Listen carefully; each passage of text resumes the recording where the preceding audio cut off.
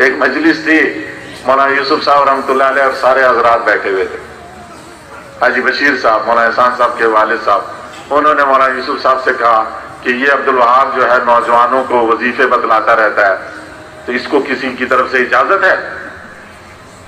اس کو کسی کی طرف سے اجازت ہے کہ یہ ہر ایک کو وظیفہ بتلاتا ہے، یہ دعا پڑھ لو، یہ پڑھ لو، یہ پڑھ لو؟ تو مولانا یوسف صاحب رحمۃ اللہ علیہ نے فرمایا میری طرف سے اجازت ہے۔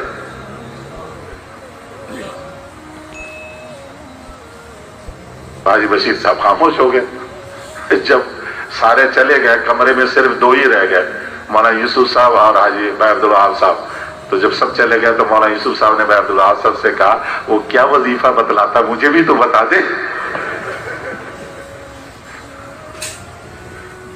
ایسا نے کہا میں اپنے پاس سے تھوڑی بتاتا ہوں، میں نے وہ فلا حسن حسین کتاب میں دیکھی تھی، تو اس میں سے جو دعائیں تھی، حسن حسین دعاؤں کی مجموعہ کتاب ہے، اس میں سے وہ دعا میں نے دیکھی، وہ میں بتا دیا کرتا ہوں۔ ایسا نے مولانا یوسف صاحب نے کہا ٹھیک۔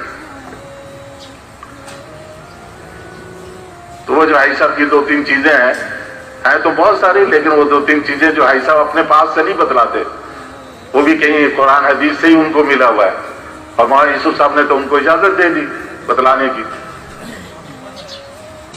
انہوں نے مجھے کہا کہ بھئی بتا دیا کرو، اور فرماتے تھے بہت آسان نسخہ ہے، بھئی صبح 3 دفعہ قل هو اللہ احد پڑھ لو، قل اعوذ برب الفلق پڑھ لو، قل اعوذ برب الناس پڑھ لو۔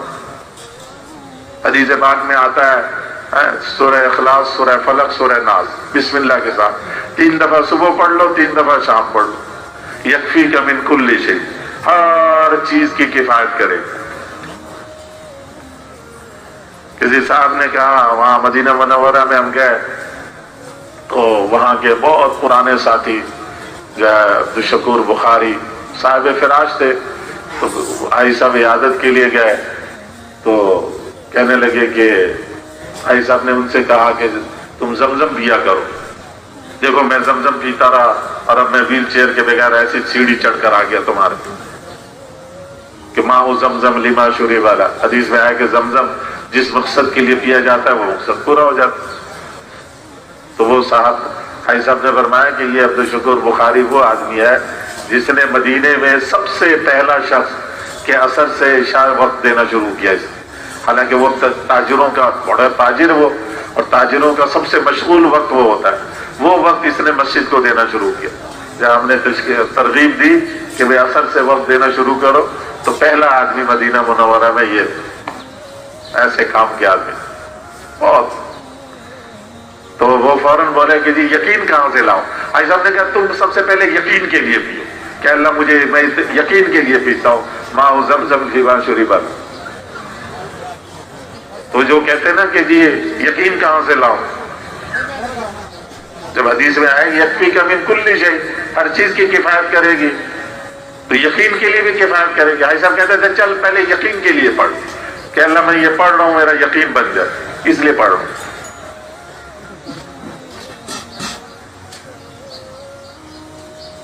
اور جتنے گھروں کے مسئلے مسائل ہیں، ان سارے گھروں میں، جتنے ہمارے گھروں میں تبلیغی غیر تبلیغی، اہل علم غیر اہل علم، دنیا دار دیندار، گھروں کے جھگڑے کی بنیادی وجہ کیا ہے کہ ہم گھروں میں اس مسنون طریقے سے نہیں داخل ہوتے،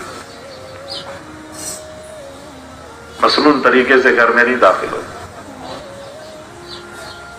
جس گھر میں بغیر سلام بغیر بسم اللہ کے آدمی داخل ہوتا ہے، ایک شیطان دوسرے سے کہتا آجا آجا، اس گھر میں کھانا بھی ملے گا ٹھکانا بھی ملے گا۔ تو ہر آدمی دو شیطان کو اپنے ساتھ لے کے اندر داخل ہوتا ہے۔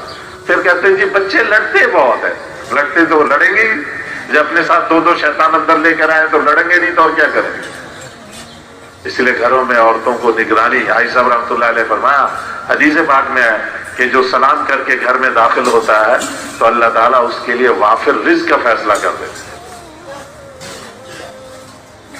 اور ایک حدیث میں ہے کہ حضور نے فرمایا کہ گھر میں کوئی نہ ہو تو بھی سلام کرو، اونچی آواز سے سلام کرو، اگر گھر میں کوئی نہیں ہے تو فرشتہ تمہارا سلام مجھے پہنچا دے۔ اور اگر کوئی مقروض ہے، جتنا بھی قرضہ ہے، گھر میں داخل ہوتے ہوئے سلام کرے، درود شریف پڑھ لے، کوئی سا بھی چھوٹا سا صلی اللہ علیہ وسلم، یہ بھی درود ہے، اور بسم اللہ پڑھے اور سورہ اخلاص پڑھے، حدیث کی کتابوں میں موجود ہے۔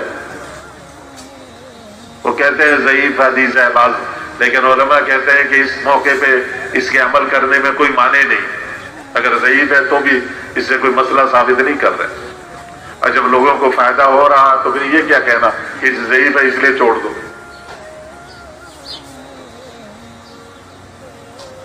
ایک دفعہ سلام، ایک دفعہ درود شریف، ایک دفعہ بسم اللہ، ایک دفعہ سورہ اخلاص، 1 منٹ بھی نہیں لگتا، جتنا بھی قرضہ ہوگا اللہ غیب سے اتارنے کا انتظام کر دے۔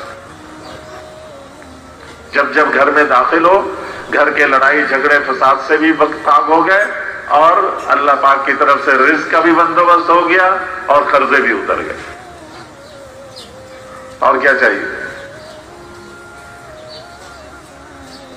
اور ایک درود شریف بھائی صاحب فرماتے تھے صلی اللہ علیہ سیدنا محمد وآلہ وسلم، مخدوم حازم شندی رحمۃ اللہ علیہ کی کتاب ہے ذریعۃ الرسول، اس میں ہے یہ درود شریف۔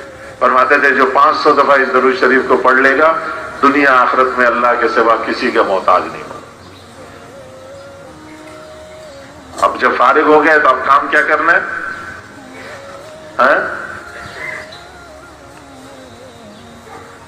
جب فارغ ہو گئے تو اب کام کیا ہے؟ ابھی تو سارا کام بتلایا، وہ کام ہی بھول گئے۔ بھائی صبح سے شام تک اللہ کی طرف لوگوں کو بلائیں گے، بس باقی کام کا انتظام تو اللہ نے کر دیا۔ 10 20 25 منٹ کے لیے، گھنٹے کے لیے کوئی دنیاوی کاروبار بھی کر لیں گے تاکہ کسی کو موقع نہ ملے کہنے کا، جو عائشہ فرماتے تھے۔ باقی جب جو ضرورت ہوئی اس کے لیے عمل کر لیا۔ مولانا انعام صاحب رحمۃ اللہ علیہ سے پوچھا حاجی صاحب نے کہ ذکر سے مقصود کیا ہے؟ مولانا انعام صاحب نے فرمایا صبح سے لے کر شام تک اور شام سے لے کر صبح تک موقع موقع کی جتنی مسنون دعائیں ہیں یہ سب ذکر کا حصہ ہے۔ ہم نے ذکر سمجھا کہ صرف 3 تسبیح پڑھ لو صبح، 3 تسبیح شام، نہیں، قرآن پاک کی تلاوت روزانہ پابندی کے ساتھ، اور صبح شام کی تسبیحات، اور صبح اٹھنے سے لے کر رات سونے تک، اور رات سونے سے لے کر صبح اٹھنے تک جو جو موقع موقع کی مسنون دعائیں حضور صلی اللہ علیہ وسلم سے ثابت ہیں، یہ سب ذکر کا حصہ ہے۔ اور یہ ساری مسنون دعائیں حصن حسین ہے، محفوظ، یہ جو موجودہ حالات ہیں، بیماریاں ہیں، وبائیں ہیں اور شکلیں ہیں، جو فسادات ہیں، ان سب سے بچاؤ کا بہترین حفاظت قلعہ حضور صلی اللہ علیہ وسلم کی بتلائی مسنون دعائیں۔ اس لیے ان مسنون دعاؤں کا اہتمام گویا کہ ذکر کا اہتمام ہے۔ وہاں انعام صاحب رحمۃ اللہ علیہ ہمارے حضرت جی تیسرے وہ فرمایا کرتے تھے کہ موقع موقع کی مسنون دعائیں یہ ذکر کے اندر شامل، تلاوت قرآن، صبح شام کی تسبیحات اور موقع موقع کی مسنون دعائیں، کھانے سے پہلے، کھانے کے بعد، سونے سے پہلے، سو کر اٹھ کر، بیت الخلا جاتے ہوئے، بیت الخلا سے نکلتے ہوئے، کپڑا پہنتے ہوئے، بازار جاتے ہوئے، بازار سے گھر میں داخل ہوتے ہوئے، گھر سے نکلتے ہوئے، ہر موقع کی جو مسنون دعائیں، مسجد میں آ رہے ہیں، مسجد سے جا رہے ہیں، آپس میں مل رہے ہیں، یہ ساری مسنون دعائیں یہ ذکر ہے۔ کریں گے نا انشاءاللہ اس کا اہتمام ہے۔ یہ چھوٹی چھوٹی جو چیزیں ہیں یہ بڑے بڑے فائدے کو شامل ہیں، دیکھنے میں یہ چھوٹی چھوٹی ہے۔